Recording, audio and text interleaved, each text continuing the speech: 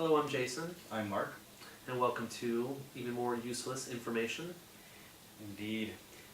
So what's up with all these new 3D movies? It's making me angry. I know that of the top 3 box office movies over the weekend, 2 were in 3D. However, one is an animated movie, How to Train Your Dragon, which is supposed to be fantastic. Indeed. So, and making animated into 3D, I don't know, I can deal with that. But when you film a movie in 2D and then you convert it to 3D, like they did in Clash of the Titans. Everybody said the 3D was awful in that movie. Because it wasn't done in 3D. But I heard the movie was good. I mean, it made $61 million. There was no metal owl, so don't be looking for it. And there's no boobs. Anyway, but there's like Step Up 3D, the exciting 3D experience in a dance movie, and then there's a Return of Xander Cage in 3D.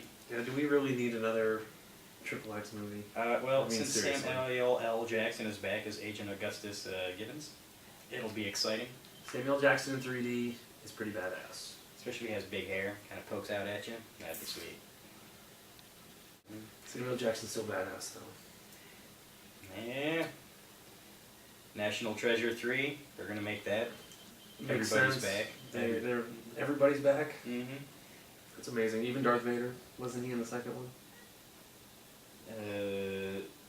No, just the main crew from both movies. I thought there was a Darth Vader in the Smithsonian one. No, that's not National Treasure. Oh, National Treasure! Shit, I'm thinking Night at the Museum. My fault. Wrong movie. There's... Also in other movies, news, if you like animation, Henry Selick is returned to Disney, where he started as an animator in the 70s, where he got his first directorial debut in 1993's Nightmare Before Christmas, classic movie. Mm-hmm. Excellent. We liked Tim Burton. We liked Henry Selick. I'm excited for this. Yes. Should mean awesome things in the world of animation in the near future. Very cool stuff. And speaking of Pixar, they are going to develop their first Marvel movie, which will be Ant-Man. So that should be pretty exciting for all the fanboys out there. Indeed. I have never heard of it. Don't feel bad if you haven't either. One of those obscure comics. What are you going to do? Yeah. Speaking of exciting new movies, what's the one movie coming out this week? The one movie that's coming out this week is Date Night with Steve Carell and Tina Fey, with a huge ensemble cast that... Marky Mark. I don't remember the last time on a Friday that there was only one film that opened. Usually there's at least a few. More than one, for sure.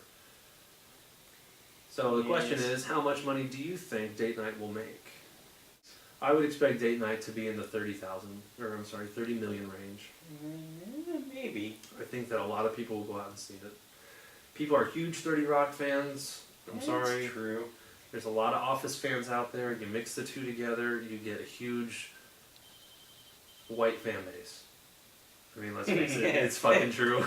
Aside from the Tracy Morgan fans, I have love to everybody, of course, but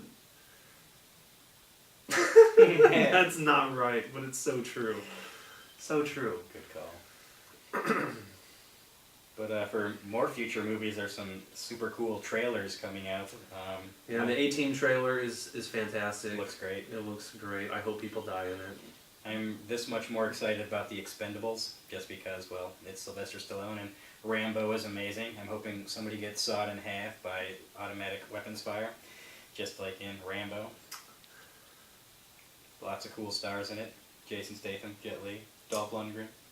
Stone Cold Steve Austin, too. Mickey Rourke as well. Cameos by Bruce Willis and Jean-Claude Van Damme turned down a role. Just so you all what a know. voice. He was too busy being JCVD or whatever. Yeah, did you see that? I did. It was pretty cool. You should What see was it about? It was a sort of true story about how his life sucked for a minute. But then since he had a lot of money after that, it didn't matter. Was that before or after Bloodsport? Oh, it took place recently. It was, yeah. What a poor guy. Definitely worth watching on demand or something.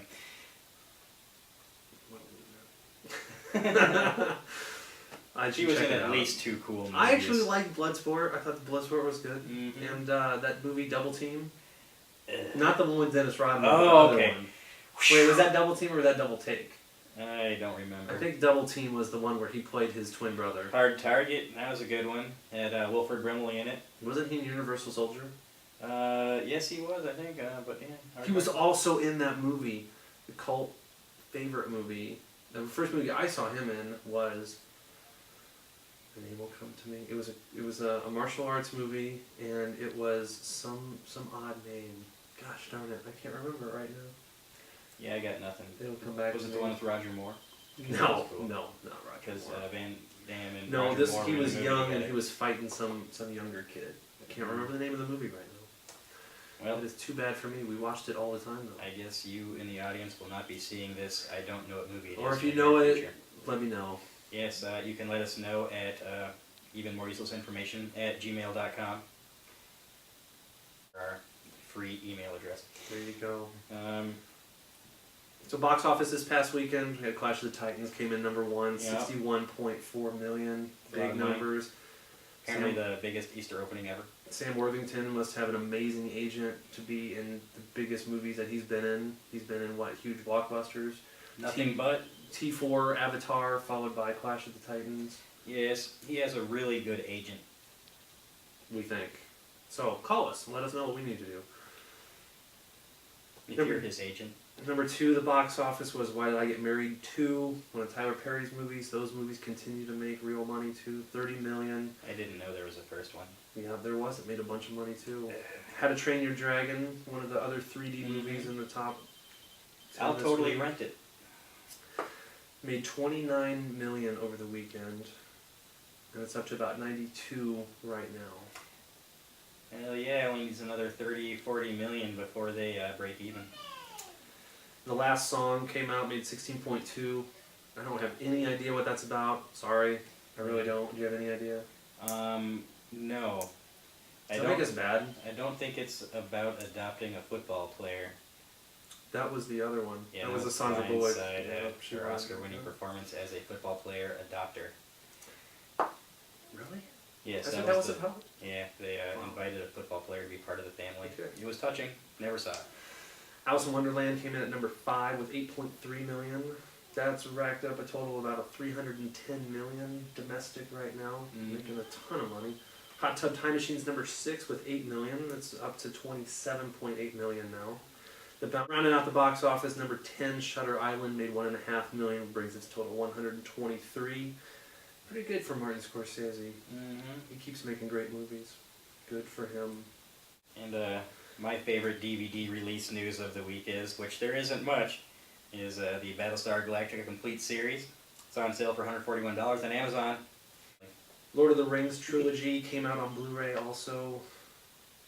It's not the extended editions like we all have in our movie collections. This is just a theatrical, so there'll be a lot of double dipping here. I think the diehards will buy it, and the others will just wait. Or they'll get I'll both. wait. I don't know. I'll just watch it up-converted on my Blu-ray player.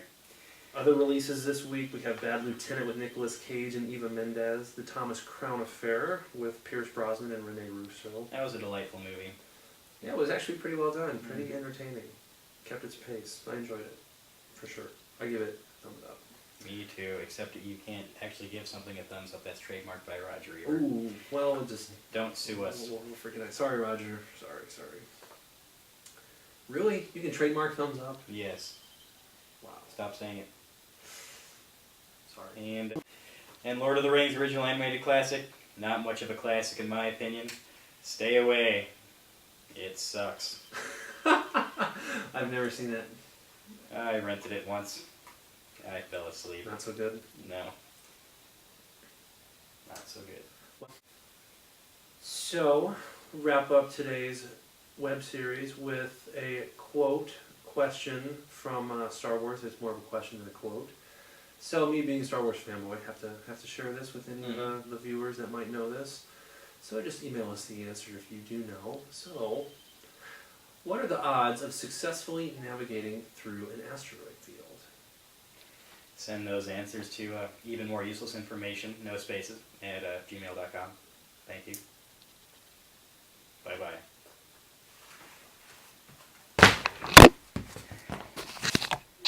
Do do do do do.